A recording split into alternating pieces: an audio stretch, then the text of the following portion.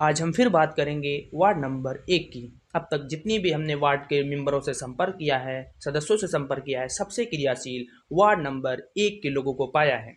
ये वार्ड अपने क्रम के अनुसार ही विकास की दौड़ में नंबर 1 पोजीशन हासिल करने के लिए प्रयत्नशील है। इस वार्ड के जितने सभासद प्रत्याशी हैं, उनका मानना है कि यदि वो चुने जाते हैं तो अपने वार्ड को नगर के बाकी 16 वार्डों में सबसे प्रथम स्थान पे लाने की कोशिश करेंगे और अपने वार्ड को सबसे स्वच्छ, सबसे विकसित श्रेणी में लाने के लिए उस वार्ड से लड़ने वाले सभी प्रत्याशियों ने अपनी कमर कस ली है। दिलों में ढेरों हौसले लिए सभासद पद के प्रत्याशी के लिए अपनी ताल ठोकने वाले और अपने प्रतिद्वंदियों को कड़ी टक्कर देने का मादा रखने वाले युवा सभासद प्रत्याशी मोहम्मद दानिश साहब का हम अपने यूट्यूब चैनल यूनिटी वर्ल्ड पे स्वागत करते हैं। हम अपने यूट्यूब चैनल यूनिटी वर्ल्ड पे आपका बहुत बहुत स्वागत करते हैं। धन्यवाद। आपने हमें अपने चैनल पर बुलाया, हम इसके लिए आपका शुक्रिया अदा करते हैं। सबसे पहले दानिश भाई, आप अपने बारे में थोड़ा दर्शकों को बताएं। मैं मोहम्मद दानिश वार्ड नंबर 1 के सभासद के प्रत्याशी के रूप में मैदान में आया हूँ। मैं वार्ड नंबर 1 का निवासी हूँ, जनता के बीच में रहता हूँ, लोगों के बीच में रहता हूँ। हम सबसे पहले ये जानना चाहेंगे कि आप राजनीति के मैदान में जो आए हैं, तो ये आपका पहला मतलब चुनाव है या फिर इससे पहले भी आपने कहीं चुनाव लड़ा है? नहीं, ये मेरा पहला चुनाव है। इससे पहले हमने चुनाव लड़ने की कोशिश की थी, छात्र संघ के चुनाव, छात्र संघ। लेकिन लॉकडाउन की वजह से कैंसिल हो गया। चुनाव छात्र संघ का नहीं लड़ पाए। जहाँ तक मुझे पता है, आप संत गणिनाथ राजकीय पीजी कॉलेज मोहम्मदाबाद में पढ़ते थे, तो आप वहीं से चुनाव लड़ना चाहते जी थे? जी, वहाँ से चुनाव लड़ने की हमारी तैयारी थी, लेकिन कोरोना के कारण लॉकडाउन के कारण चुनाव नहीं लड़ पाए। अच्छा, तो दानिश भाई, जहाँ तक हमें पता है, हमें लगता है कि किसी भी क्षेत्र में जी जोश के साथ साथ अनुभव की जरूरत पड़ती है। जी। तो राजनीति के क्षेत्र में जैसे आपने कदम रखा, आप चूंकि हमें दिख रहे काफी युवा हैं, तो आप, लेकिन जहां तक बात आएगी राजनीतिक अनुभव की, तो फिर उस राजनीतिक अनुभव के बारे में आप जनता को कैसे बताएंगे? देखिए, राजनीति बहुत मतलब 2017 से लगातार राजनीति कर रहे हैं ठीक। और जनता के बीच में रह रहे हैं, जनता से बराबर संवाद भी कर रहे हैं। जहाँ तक राजनीतिक अनुभव की बात, चुनाव लड़ने से पहले पहले हम लोगों ने 8-10 लोगों की टीम बनाई। ठीक। और टीम बनाने के बाद ये हम लोगों ने डिसाइड किया कि आप शिक्षित हो, आप चुनाव लड़ो, बाकी हम लोग आपके साथ कंधे से कंधा मिला कर चलने के लिए तैयार हैं। अच्छा, मतलब आपने जो एक टीम बनाई है 10 लोगों की, उस 10 लोगों में 50% से ज़्यादा लोग काफ़ी अनुभवी हैं जो जी आपको बैक सपोर्ट जी दिए हुए हैं। जी। चलिए, अब तक हम लोगों ने जितने लोगों से बात की है यहाँ पे चैनल के माध्यम से, तो उन लोगों को चुनाव लड़ने का जो सबसे बड़ा मुद्दा वो लोग अब समाज सेवा का जो कार्य है उसी को सबसे बड़ा मुद्दा बताया है। जी। तो आपका सबसे बड़ा चुनावी मुद्दा क्या होगा?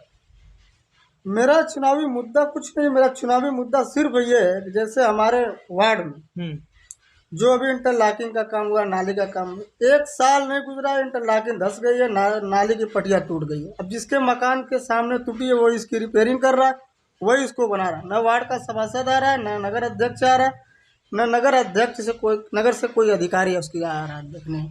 जो नगर के द्वारा समरसेबुल लगाया गया, उसकी पाइप फट जा रही है, पानी बह रहा है, समरसेबुल जल जा रहा है, तो उसकी समस्या का निदान करने के लिए कोई वार्ड में आ नहीं रहा है। अच्छा, तो जैसा कि आपने कहा कि अगर चुनावी मुद्दे की बात की जाए तो बाकी नेताओं की तरह आप हवा में बात नहीं जी करेंगे। नहीं। आप ये कहना चाह रहे हैं कि जो वर्तमान समस्याएं हैं वही आपका जी मुद्दा है। जी वर्तमान समस्याएं ही आपका मुद्दा है। जैसा कि आपने बताया ये आपका जो है पहला चुनाव है, जी तो ये हमारे नगर पंचायत का दूसरा चुनाव है। जी। तो पहली बार आपने कोशिश की थी इससे लड़ने की, तो क्यों नहीं लड़ पाए? क्या वजह रही उसकी? इससे पहले हमने कोशिश की, लेकिन सीट जो है सुरक्षित होने के कारण हम चुनाव से बाहर हो गए, हम चुनाव नहीं लड़ पाए। अच्छा, आपका संबंध ओबीसी से है जी। और पिछली बार जो सीट थी सुरक्षित ये थी। अनुसूचित जाति की महिला आरक्षित की श्रेणी में आ गई थी, जिसकी वजह से आप असमर्थ रहे चुनाव असमर्थ लड़ने में। रहे। हाँ। तो मान लीजिए इस बार भी वही कंडीशन अगर आ जाती है, जो आपके वार्ड नंबर 1 की जो सीट है वो महिला आरक्षित हो जाती है, वो भी अनुसूचित जाति की, तो फिर आपका अगला कदम क्या होगा? फिर अगले चुनाव की तैयारी में लग जाएंगे। अगला अगर चुनाव नहीं लड़ पाते हैं फिर अगले चुनाव की तैयारी में लग जाएंगे, जनता के बीच में रहेंगे। आप समाज सेवा का काम जी, करते रहेंगे? करते रहेंगे। जो भी जनता की समस्या होगी उसको, मतलब अगर उसमें नगर में नहीं चुनाव लड़के पहुंच पाए तो बैक साइड से उसको उठाएंगे, उसके लिए लड़ाई लड़ेंगे, पीछे नहीं हटेंगे। पीछे नहीं हटेंगे। यदि आपके वार्ड की जनता आपको अपना नेता मानकर आपको सभासद का पद दिलवाती है, तो जनता की उम्मीदों पर खरा उतरने के लिए आप सबसे पहले कौन सा काम करवाना चाहेंगे? सबसे पहले तो हम जनता को उम्मीद पर खड़ा उतरने के, जनता के बीच में रहेंगे और जनता की जो भी समस्या रहेगी उस समस्या का नगर के द्वारा, नगर के अधिशासी अधिकारी के द्वारा उसको हल करवाएंगे। और जो नाली इंटरलॉकिंग जिसकी अधूरी रह गई उसका प्रस्ताव डाल के उसको पहले करेंगे। जो लाइट का जो समस्या है, जो जैसे लाइट लगी है, अगर वो लाइट चल खराब हो गई तो कोई पूछने वाला नहीं है, मेंटेनेंस अच्छा नहीं चल रहा। ये सब समस्या को सबसे पहले हम दूर कराने की कोशिश करेंगे और भरपूर कोशिश करेंगे इसको दूर कराने की।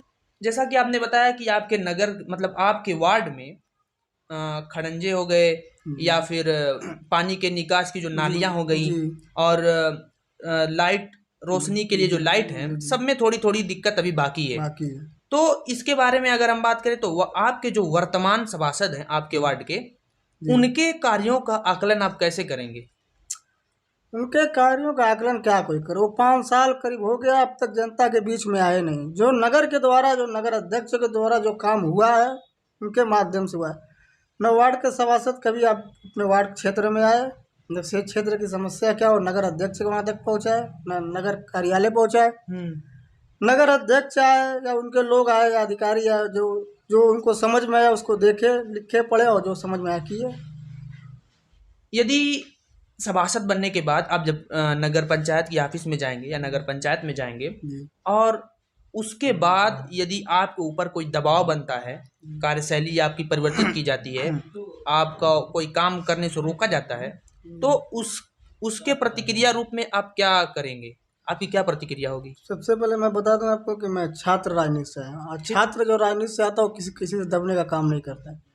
जहाँ भी जैसी भी समस्या होती है उसको डट के हिम्मत से लड़ता है। छात्र राजनीति से आया हुआ नेता कभी वो दब के और डर के काम आज तक नहीं कर सकता।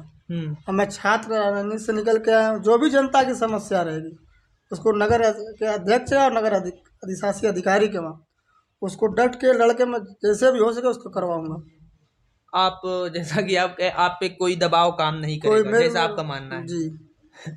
मान लीजिए ये जो आपकी सीट है वार्ड नंबर 1 की, ये महिला आरक्षित हो जाती है जी।